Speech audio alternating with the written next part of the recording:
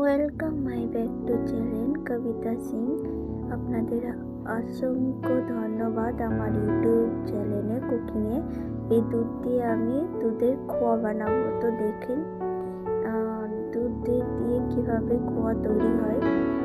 আজ আমি প্রথম বানাই, 2-3 বার বানানো হয়ে গেছে। কড়াইটা চাপিয়ে দিচ্ছি, গ্যাসটা ধরিয়ে দিয়েছি। তো এই দুধগুলো আমি কড়াইয়ে এবার দিয়ে দেব। একটু গরম হতে হয়ে গেছে, গরম হালকা গরম হলে দুধটা দিয়ে দেব। এই দুধ দিয়ে দিলাম। এবারে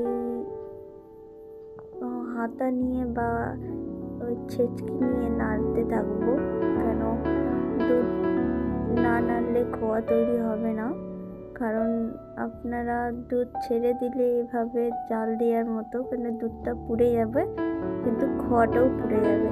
তো এইভাবে করে আপনাকে আধা ঘন্টা, যেমন দুধের অনুযায়ী আপনারা তেমন করেই আপনি করবেন। আপনারা এদিকে কম বেশি দেখছেন হয়ে গেছে খোয়া তৈরি,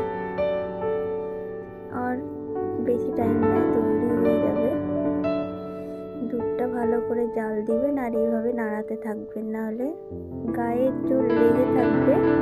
খোয়াগুলো সহজেই তৈরি হবে বা ভালোভাবে পুড়বে না, আর পুড়ে গেলে আর খোয়া তৈরি হবে না। তো এরকম করতে করতে কমপ্লিট হয়ে গেছে, হওয়ার কাছাকাছি হয়েই গেছে।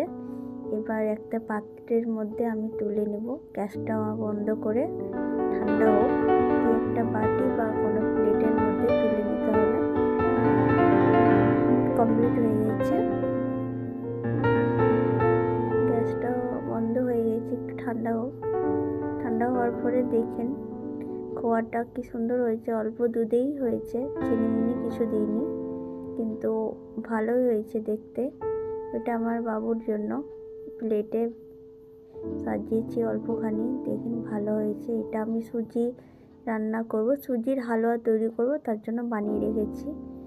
দেখি কেমন লাগবে খেতে। এটা হলো আমাদের খোয়া কমপ্লিট।